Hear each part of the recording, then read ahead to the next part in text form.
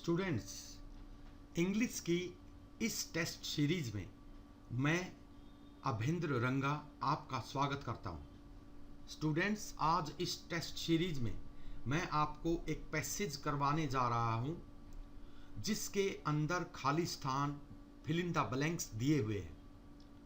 Students, लगभग सभी competitive और एंट्रेंस एग्जाम में ये पैसेज अवश्य पूछा जाता है।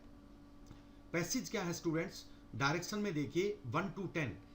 In the following passage there are blanks each of which has been numbered. These numbered are printed below in the passage and against each 5 words are suggested, one of which fits the blanks appropriately in the context of the passage. Find out the appropriate words. Students, हम इस passage को ये भी कह सकते हैं कि fill in the blanks in paragraph। तो देखिए पैराग्राफ क्या है? Energy is the most important blank for economic development. तो नीचे ऑप्शन में दिया गया है स्टूडेंट्स, नंबर 1 पर मैटर, नंबर 2 पे फैक्टर, नंबर 3 पे आउटपुट, नंबर 4 पे एट्रीब्यूट। तो देखिए energy is the most important factor. तो स्टूडेंट्स देखिए यहां पर फैक्टर जो है बिल्कुल अप्रोप्रिएट वर्ड है और वो दिया गया है नंबर 1 के ऑप्शन बी में। तो यही हमारा यहां पर राइट आंसर है। तो देखिए मोस्ट इंपॉर्टेंट, मैटर, आउटपुट और एट्रीब्यूट ये बिल्कुल यहां पर गलत प्रतीत होते हैं, इसलिए फैक्टर जो है energy is the most important factor यहां पर बिल्कुल सही है। फिर उसके बाद में देखिए students, for economic development blank a country and, तो डेवलपमेंट 2 में जाइए, ऑन, अबाउट, ऑफ, फॉर। तो देखिए development on a country, no. Development about a country, no. Development of a country, देखिए बिल्कुल सही है। Development for a country, no. तो देखिए डेवलपमेंट ऑफ, तो 2 नंबर में सी यहां पर बिल्कुल सही है। तो 2 नंबर में हमारा आंसर सी ऑप्शन जो है ऑफ यहां पर हमें प्राप्त होता है स्टूडेंट्स। नंबर 2 पे development of a country and blank in the quality of life of its people and deterioration, development, improvement, decline. तो देखिए यहां पर हमें ये पता चलता है कि डेवलपमेंट और इंप्रूवमेंट में से ही कोई नंबर 3 में आएगा। And development in the quality of life of its people, तो ये देखिए डेवलपमेंट यहां पर बिल्कुल गलत है, जबकि इंप्रूवमेंट देखिए and improvement in the quality of life of its people, development यहां पर बिल्कुल गलत है। देखिए students, improvement in the quality होता है, डेवलपमेंट इन द क्वालिटी नहीं होता। देखिए तो यहां पर इंप्रूवमेंट जो है सी नंबर 3 में बिल्कुल सही हमें आंसर प्राप्त होता है। उसके बाद में ऑफ इट्स पीपल, उसके बाद में आते हैं recent development in the, number 4 पे इन the field of science, in the range of science, in the respect of science, in the scope of science. तो आप समझ सकते हैं कि इन द फील्ड ऑफ साइंस, तो देखिए यहां पर बिल्कुल सही है कि इन द फील्ड ऑफ साइंस, तो हमें इन द फील्ड ऑफ साइंस यहां पर देना होगा। तो यहां पर ए नंबर 4 में बिल्कुल सही है, in the field of science and technology. Recent development in the field of science, number 4 में फील्ड आ जाता है ऑफ साइंस एंड टेक्नोलॉजी।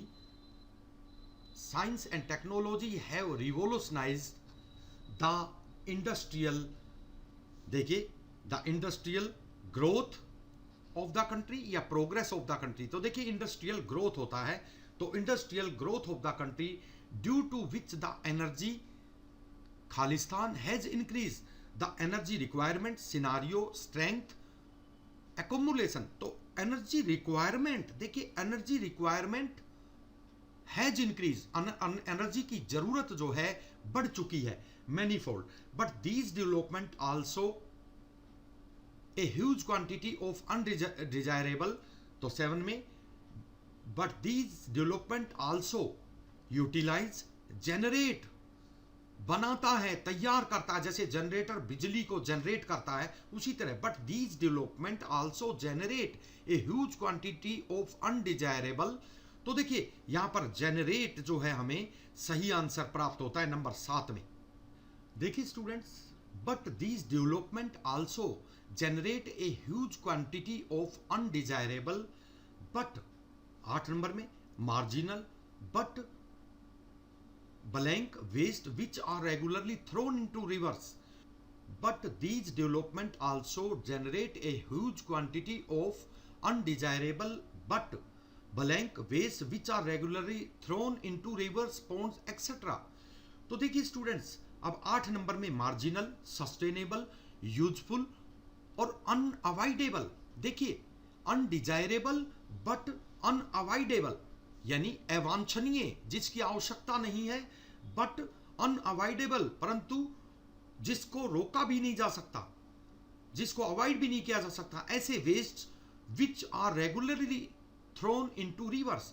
तो यहां पर अनडिवाइडेबल जो है, यहां पर ऑप्शन नंबर डी नंबर 8 का बिल्कुल सही आंसर है। Which are regularly thrown into rivers, pond etcetera. Waste products from thermal power plants mainly, rarely, occasionally, instantly. तो मेनली, मुख्य रूप से, mainly fly ash is one of such waste which has drawn. तो 9 में जो है या मेनली हमें बिल्कुल सही आंसर प्राप्त होता है ए नंबर पे।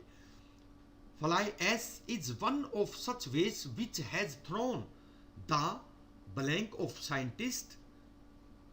10 में the research of scientist which has drawn, खींचता है, आकर्षित करता है, the research of scientist, no, thought of scientist, no, attention of scientist.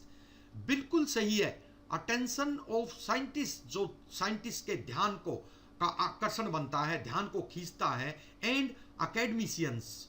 तो यहां पर जो है अटेंशन जो है हमारा बिल्कुल सही ऑप्शन नंबर 10 में हमें प्राप्त होता है। तो स्टूडेंट्स देखिए, क्लोज टेस्ट यानी बंदीकरण करना, यानी ये जितने भी खाली स्थान यानी फिल इन द ब्लैंक्स जो नंबर इसमें दिए गए हैं, इनके जगह पर एक सही वर्ड को नीचे दिए गए ऑप्शन में से चूज करके रखना और इनका बंदीकरण करके एक मीनिंगफुल पैराग्राफ बनाना हमारा मुख्य उद्देश्य होता है। और ये हम जब भी कर सकते हैं जब पैसेज में दी गई लाइंस और उनका अर्थ वह नीचे दिए गए चारों ऑप्शन में, नीचे दिए गए ऑप्शन के चारों ऑप्शन के मीनिंग्स का हमें अच्छी तरह से जानकारी हो, जब भी हम इनका बंदीकरण कर सकते हैं, फिल इन द ब्लैंक्स को अच्छी प्रकार से भर सकते हैं। और इसके लिए अगर हम ज़्यादा से ज़्यादा पैसेज का स्टडी करें तो हमें ज़्यादा से ज़्यादा मीनिंग हमें याद होंगे,